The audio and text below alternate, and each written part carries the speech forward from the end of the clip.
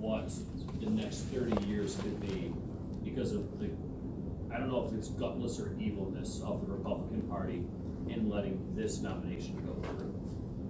I'm fine with somebody that's pro-abortion, anti-woman, anti-gay being on the Supreme Court. It sucks, but I understand that's what the Republicans are gonna do. I'm not fine with it, I'm not happy about it. But I recognize that's what they're going to do. But of all of the hills to die on, of all of the people to pick, somebody who's accused of sexual assault from multiple women during their job interview. If while I was interviewing for this job, 4 different women came in with allegations that I sexually assaulted them, the job interview process would have stopped because there's not a lot of computer science teachers out there, but there's enough to step down at a time. Oh, are you talking about the judge that's about Kennedy to step down at a time that would give the Republicans just enough time to ram through a judge before the midterms when they're afraid they're going to lose the House, when they're afraid they're going to lose the Senate. Yes, it's as corrupt as hell. It's obviously corrupt. It's painfully corrupt. And then you give the Kennedy family's financial history with foreign powers, and specifically Russia. Yes, of course it's corrupt. It can't not be corrupt. It was done on some level, so. Yeah. And the grossest part, and I actually will talk about it, is they picked the crappiest person in the world that will cater to Trump's wishes to avoid indictment and to make abortion illegal. They could have picked anyone. I mean, although honestly at this point I'm not sure you can find a Republican that's not going to be accused of rape, because every single one seems to have been. It just, that seems to, it's like every conservative candidate anywhere. I mean, there's another article about the conservative, the head of the Tennessee Trump campaign was arrested on 20 counts of child slavery or child selling, whatever it was.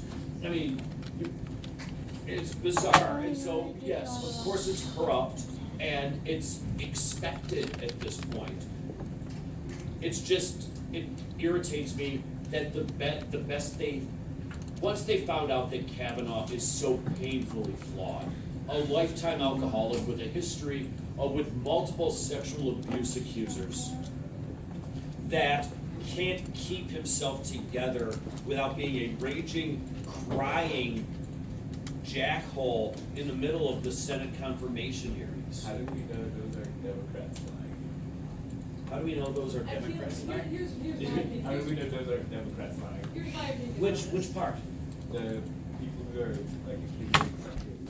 My opinion on this. I feel like if I were to go to a job interview and one of the people working there was like, hey, you sexually abused me, I feel like then the interview would have stopped. And I would be pulled aside for questioning, and I probably wouldn't get the job right away. Yeah, Except it's this over. time, he just got pushed right through. Like, I'm not gonna address whether or not he believes it's real or not, because that's entirely up to personal opinion. I believe that these women. Because 99% of the time women are telling the truth about sexual assault. Because 99% of the time women don't even bring up sexual assault. And you can ask any 30-year-old woman, whether in confidence, if they have had to change their lives because of sexual assault, sexual abuse, sexual discrimination, and they all say yes.